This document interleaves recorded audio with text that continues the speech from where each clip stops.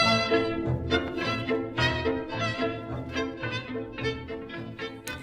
everybody. It's Andrea. It's late Thursday night. You'll be hearing this on Friday if you're kind enough to listen. I'm going to try to keep this brief. So without further ado, let me start with the section I call the Prince formerly known as Andrew. If you are watching the video, what you can see is I don't have a picture of Prince Andrew, even though this is about his arrest on Thursday. Instead, it's a picture of Donald Trump, and let me explain that to you.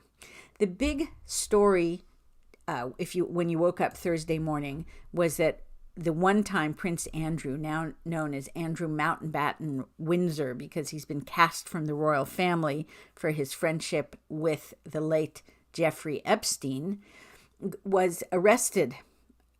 And big story, what everybody assumes is it's because he had sex with underage girls. But actually, aside from the fact that the late Virginia Griffer, I always pronounce her name Gruff because I can never remember how to pronounce it, said that he had sex with her. She's no longer alive to testify. There is a photo of him with his arm around her. So unless the other girls are talking, it's not clear that's the problem. The official government statement, and I've got this from CBS News, is that Andrew shared confidential government information with the late American sex offender when the royal worked as a British trade envoy. So I have two comments I wish to make about this. Let me start by saying that Prince Andrew is a most unpleasant character. I'm not weeping any tears for him. But there are other things to talk about. And the first thing to talk about is our prescient President Trump. Now, as you know, the Democrats were so certain that the full release of the Epstein documents would implicate President Trump. So far, the only thing that the documents have shown is that President Trump was thrilled when the FBI started investigating Jeffrey Epstein in, was it 2006? And promptly called the FBI and said, now go look at Ghislaine Maxwell. She's also really, really bad. He was on top of it. He's the only one who kicked Epstein out of his life when Epstein was everybody's favorite party boy and money man. He is the one who, after the whole Epstein debacle exploded, offered to help the girls who had been hurt by Epstein. Donald Trump is clean as a whistle, and he always knew it. But he knew about Epstein, and he knew about Epstein's cohorts. And that's why we suddenly have circulating a video from 2015, February 2015, before Trump even had thrown his hat in the ring for president. You raised the question of Jeffrey Epstein in your remarks about in the Q&A. Well, I think he's got a problem. I mean, what do you think the problem will be? I don't know, but that island was really a cesspool. There's no question about it. Just ask Prince Andrew. He'll tell you about it. The video is a little hard to hear, so in case you missed it, the interviewer said you raised the question of Jeffrey Epstein in your remarks in the Q&A. Donald Trump, I think he's got a problem. Interviewer, do you think the problem will be Donald Trump? I don't know, but that island was really a cesspool. There's no question about it. Just ask Prince Andrew. He'll tell you about it. The island was an absolute cesspool. Trump always knew. And of course, Trump was the one who finally arrested Jeffrey Epstein. And if Trump had really been a problem, Obama, who despised him, would have arrested him. And Biden, who also despised him, would have arrested him. Trump is clean. But my second point about Prince Andrew is that this is a largely symbolic thing, in my opinion. Cast your mind back to Derek Chauvin. Apparently, Derek Chauvin wasn't an intensely likable guy. He'd had some problems. He could be aggressive. But I am one who maintains that he did absolutely nothing wrong in the video of detaining George Floyd, who was slowly dying already from all the illegal drugs he had ingested, combined with his heart problems, combined with problems from COVID. Also, Derek Chauvin was doing the textbook Minneapolis Police Department restraint for someone out of control, with a knee gently on the muscular part of the back, which does not interfere with breathing. And to the extent an ambulance was trying to get there, it was a crowd that killed George Floyd, at least on the street. I think he would have died in the ambulance anyway, but the crowd prevented the ambulance from getting there. Nevertheless, Chauvin was the poster boy of evil white law enforcement killing innocent, saintly black men. And in the same way, the government, I think, is using the prince formerly known as Andrew to hide from its sins. What sins? Well, this article from Remix about a focus on London Mayor Sadiq Khan explains the problem. The article is headlined, "London Mayor Sadiq Khan faces backlash after BBC investigation exposes scope of grooming gangs operating in the city." The London mayor previously said that there was, quote, "no indication," unquote, of the type of grooming gangs seen in northern towns, but a BBC probe has uncovered widespread exploitation in the capital. So it turns out that girls as young as 14 were being lured into forced sex by gangs. The victims told the BBC they were raped by multiple men as payment for unpaid drug debts, run up by gangs that controlled them. Others said they had been groomed solely for sex. The investigation also found that the girls were often drawn into criminal activities such as drug dealing, weapons training, and phone theft before being sexually exploited. ... Public debate over grooming gangs in the UK is often focused on northern towns such as Rotherham and Rochdale. A government-commissioned report last year found that in Greater Manchester, South Yorkshire, and West Yorkshire, there was evidence of, quote, disproportionate numbers of men from Asian, that means Muslim, Pakistani, ethnic backgrounds among suspects for group-based child sexual exploitation, end quote. Further investigations have found the same in other towns and cities, including Telford, Oxford, Derby, or Derby as they say, Birmingham, Halifax, Peterborough, and countless others. The fact is, the British government, because it didn't want to be accused of racism, was in bed with the sex grooming gangs, just the way the British government was in bed with that vile Jimmy Savile and his upper class child predators. So Andrew is the scapegoat. I don't think he's clean. I think he's a dirty guy. I don't know that he was having sex with children, and there doesn't seem to be evidence in what was released that he was having sex with children, including Virginia, who is dead and cannot testify about it, and who also turned out to have a lot of problems with her testimony, much of which she had to retract. So she's not a reliable witness. That's my take on the subject. Andrew, dirty. British government, more dirty. Trump, incredibly prescient and kept his nose clean. Next topic is the DC water scandal. I happen to have had a little play in this prominence because I, on February 13th, wrote an essay entitled "Were DC Water's DEI Policies Responsible for Millions Being Exposed to E. coli?"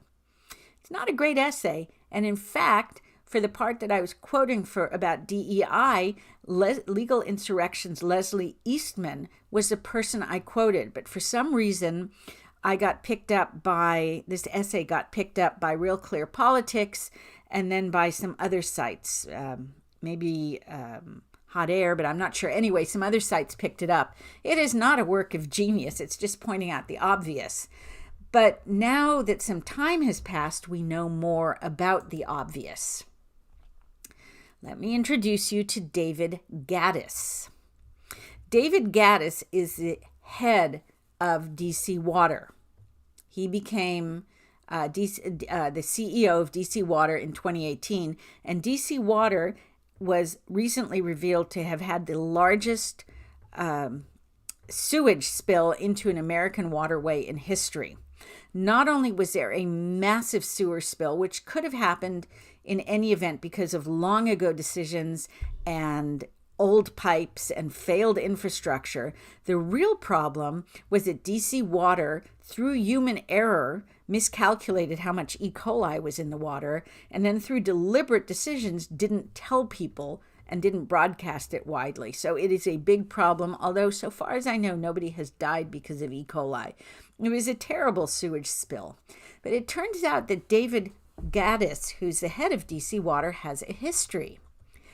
You may remember the Flint water crisis when it turned out that there was lead in the water in Flint, Michigan, and that bazillions of children, that's a made-up number, were exposed to it. It was a big deal.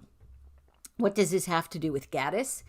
David Gaddis was executive vice president of Veolia. I'm reading from a Grok summary. Of Veolia North America, and involved in the company's consulting work during the Flint water crisis. Veolia was hired in 2015 to help address water quality issues in Flint, Michigan, specifically concerning high levels of disinfection byproducts. During this time, emails showed that Veolia officials, including Gaddis, discussed potential lead problems. Yet public statements and reports from the company maintained that Flint's water was safe. A later class action lawsuit alleged that Veolia downplayed risks, failed to advise proper corrosion control, and contributed to the crisis by recommending changes that increased water corrosivity. Gaddis was copied on internal emails where lead contamination concerns were raised one day before a public meeting where Veolia officials, including him, assured residents the water was safe. Well, big deal. Ultimately, Veolia contributed $79.3 million to settlements with the state of Michigan and individual claims, although the company has not admitted to any wrongdoing. On those facts, one can conclude that Gaddis maybe is a poor communicator, maybe an optimist, maybe something else. I'm certainly not accusing him of anything. I will say that he joined DC Water in 2018, straight from Veolia. So the problem with Gaddis is that he is big on DEI. And in the video you're about to see, he boasts about the necessity of DEI simply because the upper level management of DC Water was too white. So he got rid of the upper level management, not because they were doing a bad job, but because they were the wrong color. Now, the mere fact that he admitted that, if that's indeed what he did, is a violation of those people's civil rights. But it also indicates very strongly that he doesn't believe in merit. He believes in skin color. When I arrived at DC Water, this was an organization that looked very similar to our industry. It was predominantly, white male at the top, but this is a utility that's, more than 70% people of color work at this utility. And I really believe, and I still believe, and it has been fantastic. The outcomes have been fantastic, but the people at the top, the executives, the chiefs in that C-suite, they should look like the employees that they serve and that they work with. And the same thing with the community. And so my executive team, looks exactly like the community. It looks like the employees, the staff, be it people of color, women, men. And it's just a fantastic team that has come together to do a lot of great things here at DC Water and in the community for the customer. This is no way to run a country. This is no way to run a country's infrastructure. But DEI has infiltrated every aspect of American life. And unless it's purged soon, more and more of us are going to be sipping on some E. coli soon. Since E. coli is a preventable problem, and it is something we are able to treat thanks to modern science, which relies on facts, which comes up with certain theories and tests them rigorously in tests that others can reproduce, I thought I would discuss a huge science convention that was recently held. I got this from Fox News. It's entitled Inside World's Top Science Societies Convention, Bashing Trump, Pushing DEI and Pronouns, and someone saying with the new Trump administration, it's felt like a funeral. And what I'm just going to do is quote some of the bits from this essay by Andrew Mark Miller. And I want you to think as you listen to it that these are the people who fill the shoes of the geniuses who figured out germ theory, who figured out disinfection, who figured out how to treat diseases that had plagued humankind for millennia, who have figured out how to replace our knees and our hips in magical ways, who do surgeries that save lives, the up-and-coming generation of scientists. I'd like you to meet them.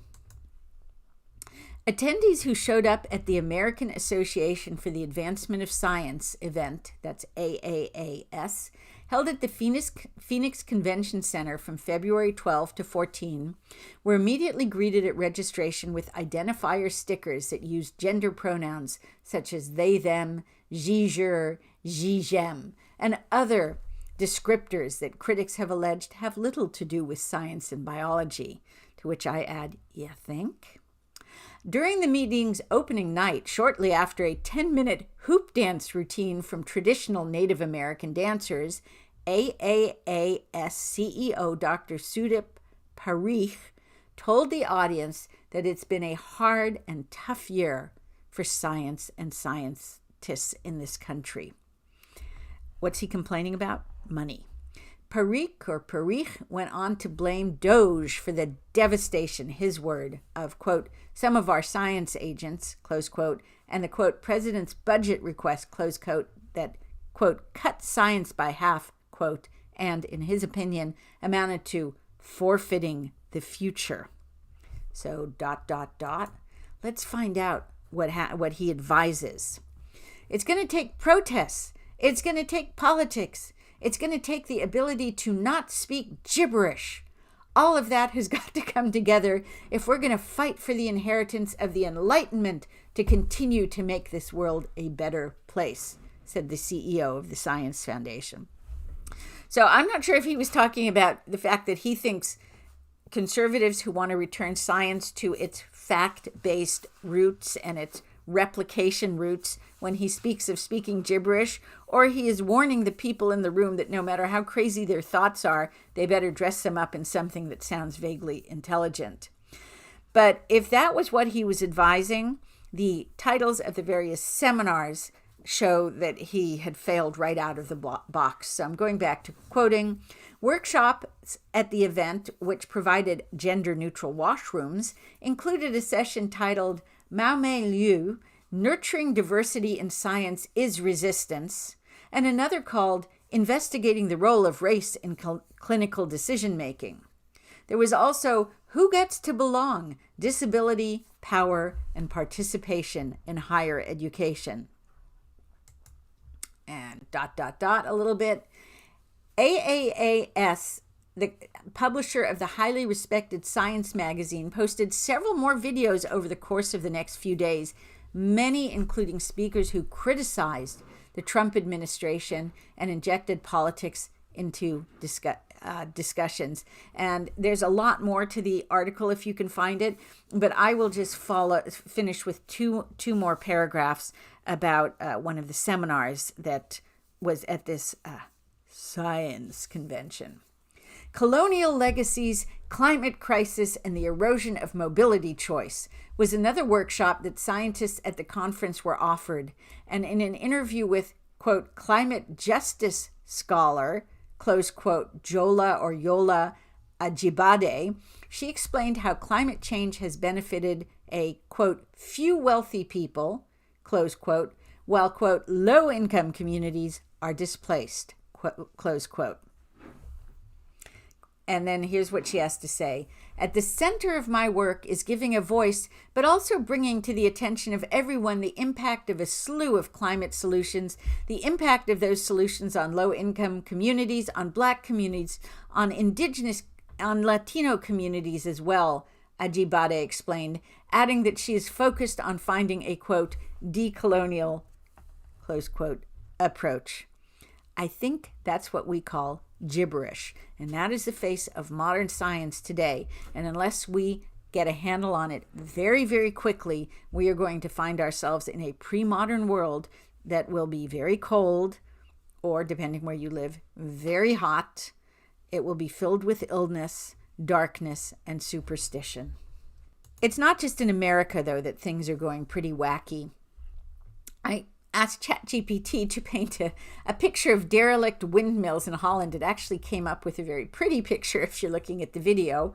Why did I ask for this? Because of what the Dutch House of Representatives, which is the lower house in its two-house parliament, just did. Now, this is not law yet. The Dutch Senate still has to pass it, but let me read from an article at a site called IMI. The Dutch House of Representatives on Thursday voted to pass the Actual Return in Box 3 Act, a reform that will tax residents at a flat rate of 36% on the actual returns they earn from savings and investments, effective January 1, 2028. So it's now a 36% capital gains tax, which is insanely high. But wait, there's more. The bill replaces a system that taxed investment income based on assumed returns, a framework the Dutch Supreme Court ruled unconstitutional in a series of decisions beginning in December 2021. Under the new regime, the tax applies not only to income that has actually been received, such as interest, dividends, and rent, but also to the annual increase in value of assets like stocks, bonds, and cryptocurrencies, even when those assets have not been sold. If a Dutch resident holds a portfolio of shares that rise by 10,000 euros over the course of a year, the tax authority will treat that paper gain as taxable income, regardless of whether the investor has sold anything. So capital gains is money you have earned on something you bought, something you invested in, whether it's a house, stocks, a car, whatever. If you have it and you sell it and you make a profit, that profit is your capital gains as opposed to your income. The people who are most likely to have things and sell them for profits, especially stocks, especially buying into businesses, ownership in businesses, equity in businesses, are rich people.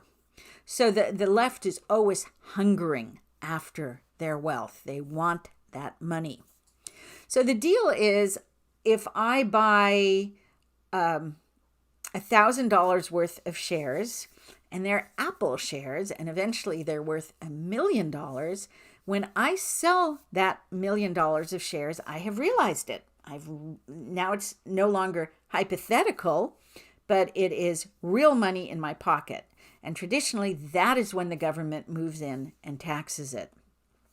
What Holland has done, and what the Democrats want to do, is say that because your shares are hypothetically worth $1 million since the time you bought them, so you've realized almost $1 million in capital gains, even though it's not in your pocket, we're going to tax what you just realized, even though you didn't actually realize it. So the only way to pay that is to be forced to sell your assets. Otherwise, you've got nothing. So you sell your assets, and they would have made $5 million for you, but you don't have them anymore. You had to sell them to pay the taxes on what had been imaginary money until the government forced you to sell it. The other thing is, if you hang on to the asset and are able to pay the taxes anyway, if the asset subsequently loses money, you don't get a refund from the government. What's the government's stays the government's. So assuming you buy something for $50,000 and sell it for $100,000, you in Holland would be taxed 36% on that let me start again. If it's gains by $50,000 in value, you will be taxed on that $50,000 at 36% in Holland, even if you haven't sold the shares and put the money in your pocket. So you're going to dig into your savings to pay that 36% tax on money you don't actually have. And if the shares then lose all their value, you're still out that tax money you paid. All you've got are valueless shares. It's utterly crazy. It's the one way to drive the wealthy out of your country. No wealthy people in their right mind will stay in a country that taxes their unrealized earnings that may never be realized, or taxes that may result in the forced sale of valuable assets that they would prefer to hang on to. But I mentioned the Democrats. I just want you to know I'm not speaking through my hat. Again, I went through to Grok and asked, so I believe Grok is correct here. I've seen these stories for years. During the Biden administration and the 2024 Harris campaign, Democrats proposed raising the long-term capital gains tax rate from 20 to 28% for households earning over $1 million. They also supported a 25% billionaire minimum tax that would incorporate unrealized capital gains for those with wealth over $100 million. And one of those people was my former law professor, Elizabeth Warren. I do not think well of the woman. And it's interesting because the 100 million is more than she had investing in real property, where probably she has a lot of unrealized capital gains sitting there waiting to be cashed out at some point. But why in the world would billionaires stick around to be taxed on money they don't actually possess, on hypothetical wealth that may never be realized? But it's not just at the federal level. In 25 and 26, Democrat legislators in multiple states advanced bills to introduce or increase taxes targeting capital gains and investment income. So this is in Washington State, Connecticut, Maryland, Illinois. If there's one thing Democrats understand, it's how to take wealth. If there's one thing Democrats do not understand, it's how to create wealth. The smart way to make a country rich is to keep wealth in the hands of the people, keep government small, and keep the Democrats out of power. I'll tell you now, as I wrap up this podcast, we conservatives have the power to keep power away from Democrats, but we are easily demoralized. We are apathetic. We are all sorts of things. We don't go out and vote. And in some places, frankly, it wouldn't make a lot of difference. In Minnesota, for example, geographically, Minneapolis and St. Paul are a very small part of the state, but in population, they're almost 60% of the state. So I'm sorry, dear rural Minnesotans, there's not a lot you can do, but you should still vote regardless. It is a civic duty, and one day the tide may turn, and if you're not out there voting, it will make a difference. But for example, in New York, almost 80% of New Yorkers stayed home. Mamdani was actually elected by a minutely small proportion of the population, because I think he actually won by something like 12% of the total estimated available number of voters in New York. Those 12% may be responsible for his trashing the city. Vote, vote, vote. Do not be demoralized. Winners never quit. Quitters never win. Rearguard actions can save the day. This is all leftist craziness. It doesn't have to be this way. We have the power. And that little ting, ting, ting tells me it's bedtime. Thank you so much for listening.